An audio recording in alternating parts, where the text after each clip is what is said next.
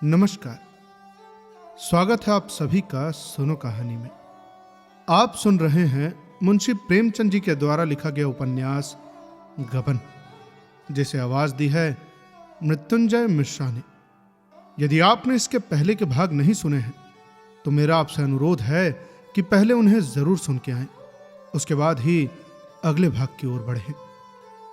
कहानी के पिछले भाग में हमने सुना कि वकील साहब का कलकत्ते में देहांत हो जाता है। अब आगे भाग 15। उसी दिन शव काशी लाया गया। यहीं उसकी दाह क्रिया हुई। वकील साहब के एक भतीजे मालते में रहते थे।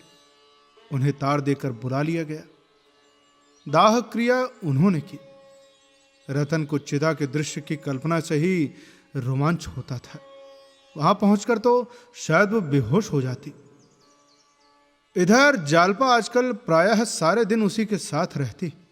शोकातुर रतन को न घर बाहर की सुध थी और न खाने पीने की। नित्य ही कोई ऐसी बात याद आ जाती जिस पर वो घंटों रोती।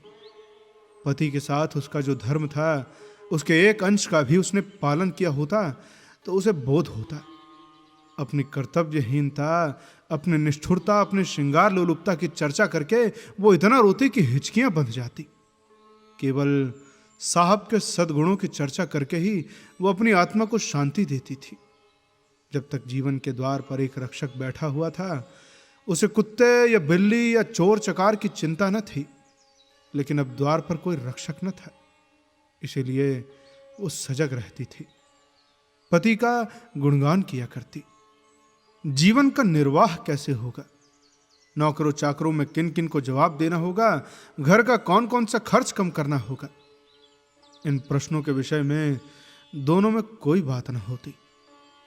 मानो ये चिंता मृत आत्मा के प्रति अभक्ति होगी। भोजन करना, साफ वस्त्र पहनना और मन को कुछ पढ़कर बहलाना भी उसे अनुचित जान पड़ता था। श्राद्ध के दिन उसने अपने सारे वस्त्र और आभूषण महापात्र को दान कर दिए। भला इन्हें लेकर अब वो क्या करेगी? इनका व्यवहार करके क्या वो अपने जीवन को कलंकित करेगी? इसके विरुद्ध पति की छोटी सी छोटी वस्तु को भी वो स्मृति चिन्ह समझकर देखभाल किया करती। उसका स्वभाव इतना कोमल हो गया था कि कितनी ही बड़ी हानि हो जाए उसे क्रोध न आता था। टिमल के हाथ से चाय का सेट छूटकर गिर पड़ा, पर रतन के माथे पर बल तक न आया। पहले एक दबार टूट जाने पर इसी टिमल को उससे बुरी तरह डांट पड़ती थी, निकाले देती थी। पर आज उससे कई गुने नुकसान पर उसने जुबान तक न खोली। कठोर भाव उसके हृदय में आते हुए मानो डरते थे कि कहीं आघात न पहुंचे। यह शायद पति शोक और पति गुणगान के सिवा और किसी भाव या विचार को मन में लाना वो पाप समझती थी। वकील साहब के भतीजे का नाम था मणिभूषण। बड़ा ही मिलनसार, हंसमुख और कार्यकुशल। इसी एक महीने में उसने अपने सैकड़ों मित्र बना लिए। शहर में जिन जिन वकीलों और रईसों से वकील साहब का परिचय था, उन सब से उसने ऐसा मेलजोल बढ़ाया, ऐसी बेतकल्लुफी पैदा की कि रतन को खबर नहीं, और उसने बैंक का लेन देन अपने नाम से शुरू कर दिया। इलाहाबाद बैंक में वकील साहब के 20,000 रुपए जमा थे। उस पर तो उसने कब्जा कर ही लिया। मकानों के किराए भी वसूल करने लगा। गांवों की तहसील खुद ही शुरू कर दी, मानो रतन से कोई मतलब ही नहीं। एक दिन टिमल ने आकर रतन से कहा, बहू जी, जाने वाला तो चला गया, अब घर द्वार की भी कुछ खबर लीजिए। मैंने तो सुना है कि भैया जी ने बैंक का सब रुपए अपने नाम करा लिया। रतन ने उसकी ओर ऐसे कठोर कुपित नेत्रों से देखा कि उसे फिर कुछ कहने की हिम्मत न पड़ी। उसी दिन शाम को मणिभूषण ने टिमल को निकाल दिया। चोरी का इल्जाम लगाकर निकाला, अब जिसमें रतन कुछ कह भी न सकी। अब केवल महाराज रह गए। उन्हें मणिभूषण ने भंग पिला पिला कर ऐसा मिलाया कि वो उन्हीं का दम भरने लगे। मेहरी से कहते, अरे बाबूजी का बड़ा रईसाना मिजाज है, कोई सौदा लाओ कभी नहीं पूछते कि कितने का लाए। बड़ों के घर में भाई बड़े ही होते हैं। बहू जी तो बाल की खाल निकाला करती थी। ये बेचारे कुछ नहीं बोलते। मेहरी का मुंह तो पहले ही सी दिया गया था। उसने अधेड़ यौवन से नए मालिक की रसिकता को चंचल कर दिया था। वो एक न एक बहाने से बाहर की बैठक में ही मंडराया करती। रतन को जरा भी खबर न थी कि किस तरह उसके लिए व्यू रचा जा रहा है। एक दिन मणिभूषण ने रतन से कहा, काकी जी, अब तो मुझे यहां रहना व्यर्थ मालूम होता है। मैं सोचता हूं कि आपको लेकर घर चला जाऊं। वहां आपकी बहू आपकी सेवा करेगी, बाल बच्चों में आपका जी बहल जाएगा, और फिर यहाँ का खर्च भी कम हो जाएगा। आप कहे तो ये बंगला बेच दिया जाए, अच्छे दाम मिल जाएंगे। रतन इस तरह चौंकी मानो उसकी मूर्छना भंग हो गई हो, मानो किसी ने उसे झंझोड़ कर जगा दिया हो। सकपकाई हुई आंखों से उसकी ओर देखकर बोली, क्या हा? क्या क्या मुझसे कुछ कह रहे हो? मणिभूषण, जी हां, कह रहा था कि अब हम लोगों का यहां रहना व्यर्थ है। आपको लेकर चला जाऊं तो कैसा हो? रतन ने उदासीनता से कहा, अच्छा तो होगा। मणिभूषण, अच्छा काकी जी, काका जी ने कोई वसीयतनामा लिखा हो तो लाइए देखूं। उनकी इच्छाओं के आगे सिर झुकाना हमारा धर्म है भाई। रतन ने उसी भांति आकाश पर बैठे हुए जैसे संसार की बातों से अब उसे कोई सरोकार ही न रहा हो जवाब दिया, वसीयत तो नहीं लिखी, और फिर क्या जरूरत थी? मणिभूषण ने फिर पूछा, देख लीजिए कहीं शायद लिखकर गए हो। रतन, मुझे तो कुछ मालूम नहीं, कभी जिक्र नहीं किया। मणिभूषण ने मन में प्रसन्न होकर कहा, अच्छा, मेरी इच्छा है कि उनकी कोई यादगार बनवा दी जाए। रतन ने उत्सुकता से कहा, हाँ हाँ हाँ, मैं भी चाहती हूं। गांव की आमदनी कोई 3000 साल की है, ये तो आपको मालूम है ना। इतना ही उनका वार्षिक दान होता था। मैंने उनके हिसाब की किताब देखी है, 200-250 से किसी महीने में कम नहीं है। मेरी सलाह है कि ये सब का सब ज्यों का त्यों बना रहे। रतन ने प्रसन्न होकर कहा, हाँ हाँ, और क्या? अच्छा, तो फिर 2 गांव की आमदनी को धर्मार्थ पर अर्पण कर दिया जाए। मकानों का किराया कोई 200-250 रुपये महीना है। इससे उनके नाम पर एक छोटी सी संस्कृत पाठशाला खोल दी जाए। हाँ, बहुत अच्छा होगा। और ये बंगला बेच दिया जाए ना, इस रुपए को बैंक में रख दिया जाएगा। रतन, हाँ, बहुत अच्छा होगा। मुझे रुपए पैसे की अब क्या जरूरत है? अरे काकी जी, आपकी सेवा के लिए तो हम सब हाजिर हैं ना।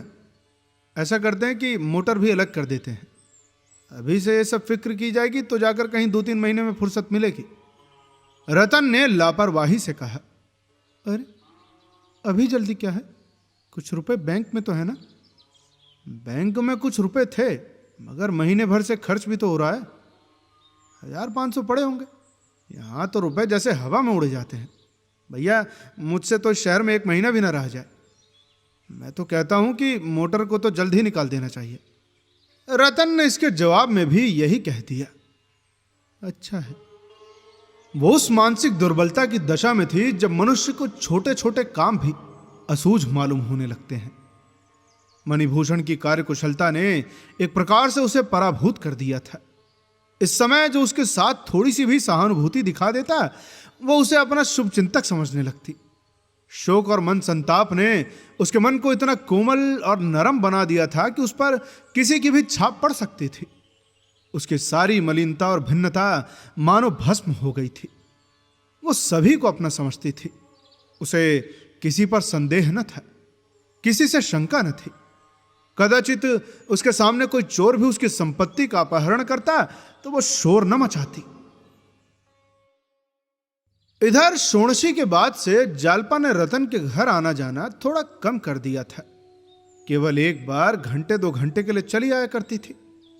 इधर कई दिनों से मुंशी दयानाथ को ज्वर आने लगा था। अब भला उन्हें ज्वर में छोड़कर कैसे जाती? मुंशी जी को जरा भी ज्वर आता तो वो झकझक करने लगते। कभी गाते, कभी रोते, कभी यमदूतों को अपने सामने नाचते देखते।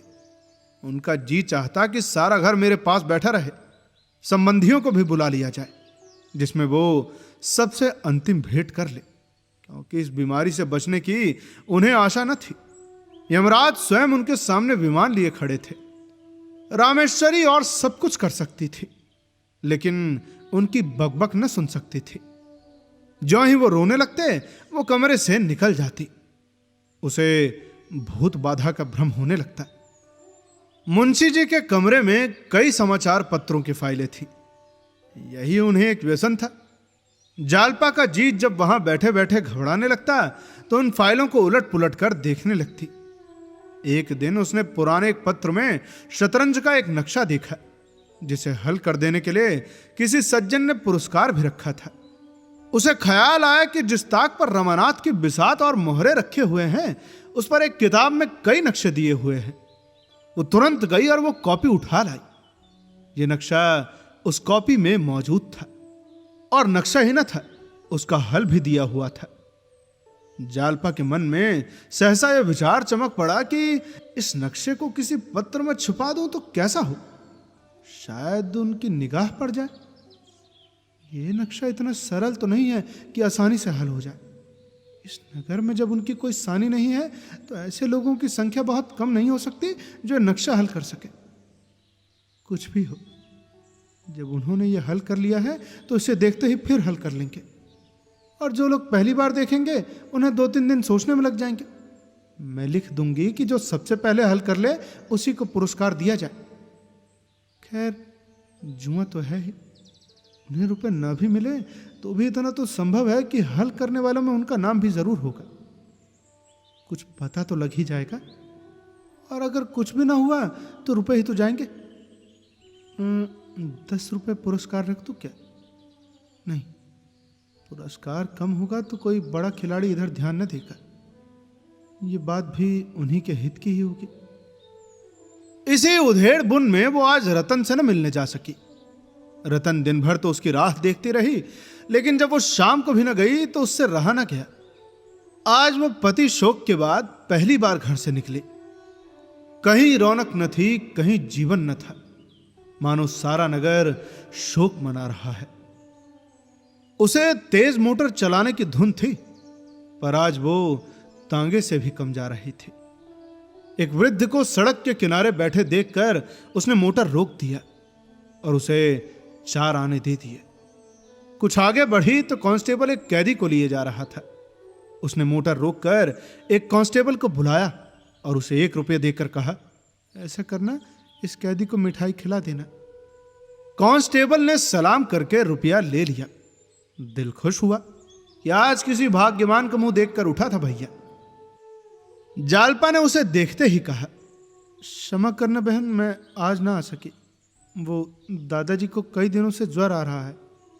रतन ने तुरंत मुंशी जी के कमरे की ओर कदम उठाया और पूछा, यही है ना? तूने मुझसे पहले क्यों न कहा? मुंशी जी का ज्वर इस समय कुछ उतरा हुआ था।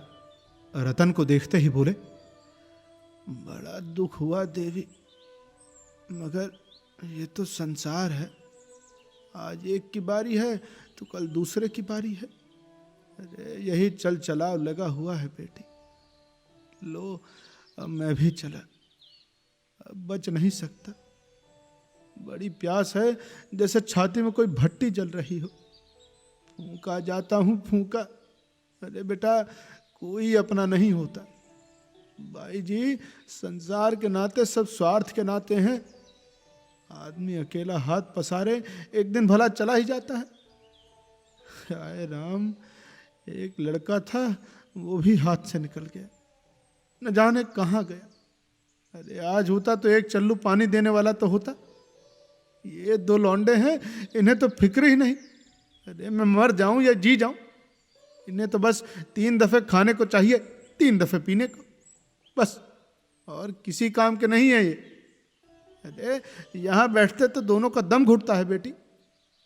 क्या करूं, अब की न बचूंगा।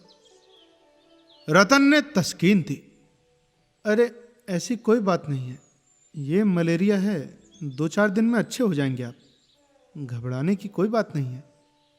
मुंशी जी ने दीन नेत्रों से देखकर कहा, बैठ जाइए बहू जी, अगर आप कहती हैं तो आपका आशीर्वाद है तो शायद बच जाऊं, लेकिन मुझे तो आशा नहीं है।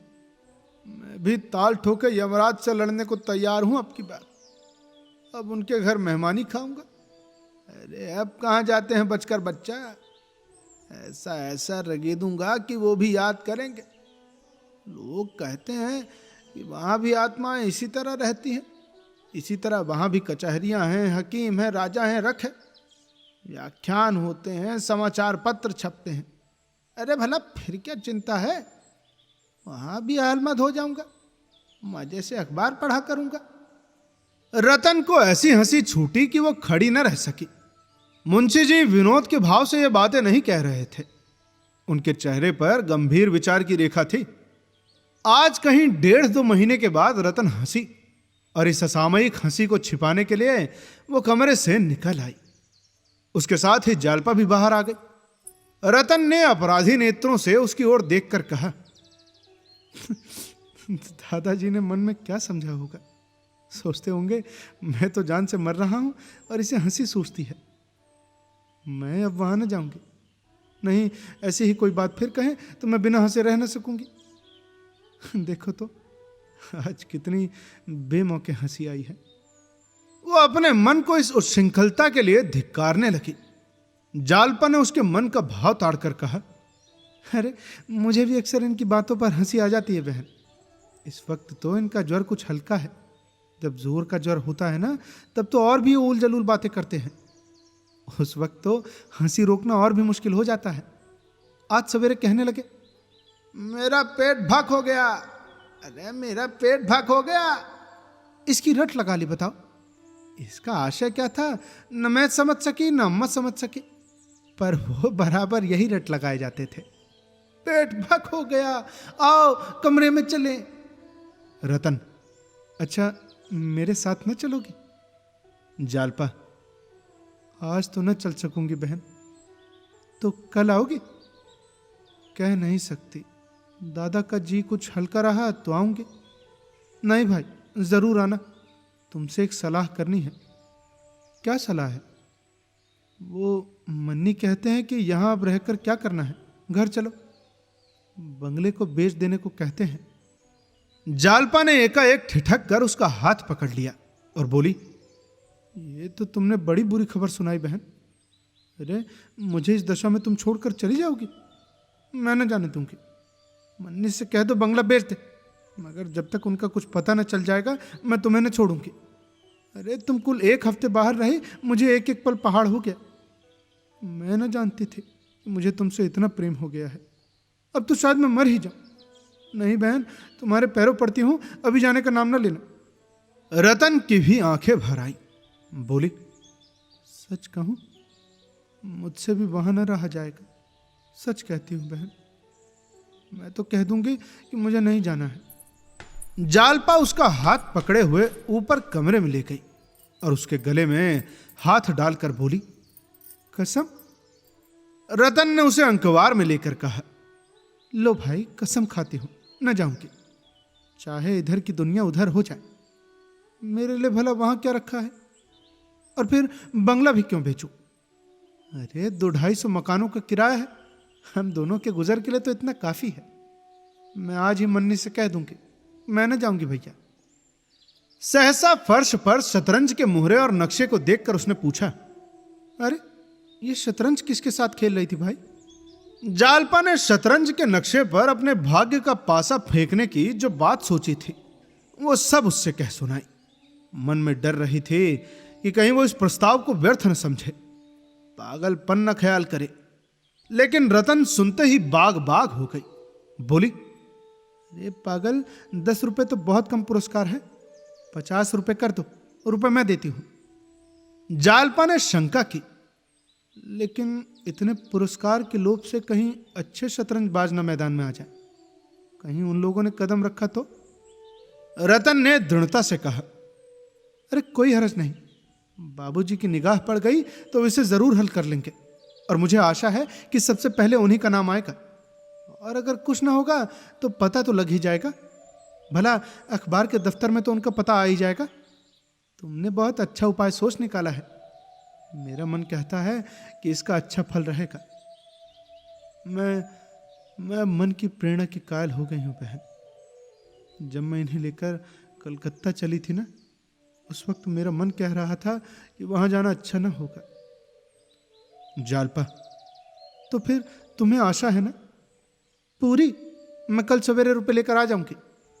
तो मैं आज खत लिख रखूंगी। किसके पास भेजूं? वहां का कोई प्रसिद्ध पत्र होना चाहिए। वहां तो प्रजामित्र की बड़ी चर्चा थी। पुस्तकालयों में अक्सर लोग उसी को पढ़ते नजर आते थे। तो फिर ठीक रहा, प्रजामित्र को ही लिखूंगी। लेकिन रुपए हड़प कर जाएं और नक्शा न छपे तो क्या हो? अरे होगा क्या, 50 रुपए ही तो जाएंगे भला। दमड़ी की हड्डियां खोकर कुत्ते की जात तो पहचान ली जाएगी। लेकिन ऐसा नहीं हो सकता। जो लोग देश हित के लिए जेल जाते हैं, तरह तरह की धौंस सहते हैं, वो इतने नीच नहीं हो सकते। ऐसा करो, मेरे साथ आध घंटे के लिए चलो, मैं तुम्हें इसी वक्त रुपए दे दूं। जालपा ने नीम राजी होकर कहा। इस वक्त कहां चलूंगी, कल ही आ पाऊंगी। उसी वक्त मुंशी पुकार उठे, बहू, अरे बहू। जालपा तो लपकी हुई उनके कमरे की ओर चली। रतन बाहर ही जा रही थी कि रामेश्वरी पंखा लिए अपने को झलती हुई दिखाई पड़ गई। रतन ने पूछा, तुम्हें बहुत गर्मी लग रही है अम्मा जी? मैं तो ठंड के मारे कांप रही हूं। अरे तुम्हारे पांव में क्या क्या उजला उजला लगा हुआ है? क्या आटा पीस रही थी क्या? रामेश्वरी ने लज्जित होकर कहा, हाँ हाँ बेटा, वैद्य जी ने इन्हें हाथ के आटे की रोटी खाने को कहा है ना। बाजार में भला हाथ कहाँ मास्टर, मोहल्ले में कोई पीसनहारी नहीं मिलती। अरे मजूरनी तक चक्की से आटा पिसवा लेती हैं। मैं तो आना शेर देने को राजी हूं, पर कोई मिलता ही नहीं। रतन ने अचंभे से कहा, तुमसे चक्की चल जाती है अम्मा?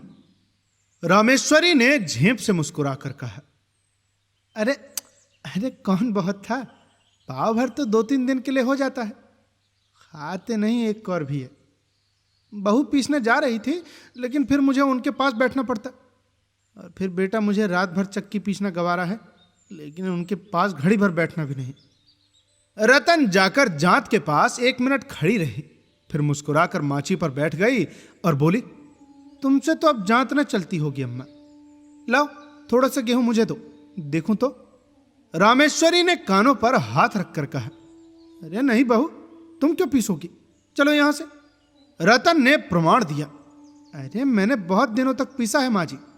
जब मैं अपने घर पर थी तो रोज पीसती थी मेरी अम्मा। लाओ थोड़ा सा गेहूं। अरे हाथ दुखने लगेगा, छाले पड़ जाएंगे। अरे कुछ नहीं होगा अम्मा, आप गेहूं तो लाओ। रामेश्वरी ने उसका हाथ पकड़कर उठाने की कोशिश करके कहा, गेहूं घर में नहीं है, अब इस वक्त बाजार से कौन लावे। अच्छा चलिए, मैं आपके भंडारे में देखूं, गेहूं कैसा नहीं होगा। रसोई की बगल वाली कोठरी में सब खाने पीने का सामान रहता था। रतन अंदर चली गई और हांडियों में टटोल टटोल कर देखने लगी। एक हांडी में से गेहूं निकल आया।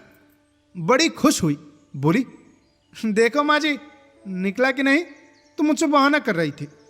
उसने एक टोकरी में थोड़ा सा गेहूं निकाल लिया और खुशी खुशी चक्के पर जाकर पीसने लगी। रामेश्वरी ने जाकर जालपा से कहा, अरे बहू, वो जांत पर बैठी गेहूं पीस रही है, उठती नहीं, कोई देख ले तो क्या कहे। जालपा ने मुंशी जी के कमरे से निकलकर सास की घबराहट का आनंद उठाने के लिए कहा, अरे ये तो तुमने गजब किया अम्मा जी। अरे सचमुच कोई देख ले तो नाक कट जाए, चलिए जरा देखो। रामेश्वरी ने विवशता से कहा, अरे क्या करूं बहू, मैं तो समझा के हार गई, मानती ही नहीं। जालपा ने जाकर देखा तो रतन गेहूं पीसने में मग्न थी। विनोद के स्वाभाविक आनंद से उसका चेहरा खिला हुआ था। इतनी ही देर में उसके माथे पर पसीने की बूंदें आ गई थी। उसके वरिष्ठ हाथों में जांत लट्टू के समान नाच रहा था। जालपा ने हंसकर कहा, अरे आटा महीन हो, नहीं तो पैसे न मिलेंगे। रतन को सुनाई न दिया। बहरों की भांति अनिश्चित भाव से मुस्कुराई। जालपा ने और जोर से कहा, अरे आटा खूब महीन पीसना, नहीं पैसे न पाओगी। रतन ने भी हंसकर कहा, जितना महीन कहिए उतना महीन पीस दूं बहू जी, पिसाई अच्छी मिलनी चाहिए मगर। जालपा, धेले शेर मिलेंगे। अरे धेले शेर सही, अरे मुंह धो आओ, धेले शेर मिलेंगे बस। मैं ये सब पीस कर उठूंगी, तुम यहां क्यों खड़ी हो? अरे मैं भी खिंचवा दूं क्या, आ जाऊं? रतन, जी चाहता है कोई जात का गीत गाऊं। जालपा, अकेले कैसे गाओगी? और फिर इसके बाद रामेश्वरी से, अम्मा आप जरा दादाजी के पास बैठो, मैं जरा आती हूं। जालपा भी जात पर बैठी और दोनों जात का ये गीत गाने लगे। ओ मोह जोगिन बना के कहाँ गए रे जोगिया जोगिया। दोनों के स्वर मधुर थे। जात की धुमुर धुमुर उनके स्वर के साथ साज का काम कर रही थी। जब दोनों एक कड़ी गाकर चुप हो जाती तो जात का स्वर मानो कंठ ध्वनि से रंजित होकर और भी मनोहर हो जाता था। दोनों के हृदय इस समय जीवन के स्वाभाविक आनंद से पूर्ण थे। न शोक का भार था, न वियोग का दुख। जैसे दो चिड़ियां प्रभाव की अपूर्व शोभा से मग्न होकर चहक रही हो। अब कहानी में आगे क्या होता है, ये जानने के लिए जुड़े रहिए सुनो कहानी के साथ। तब तक के लिए सुनते रहिए सुनो कहानी की अन्य कहानियां। और यदि कहानी पसंद आई हो तो शेयर करिए अपने दोस्तों के साथ और अपने फैमिली के साथ। मिलते हैं अगले भाग में। धन्यवाद।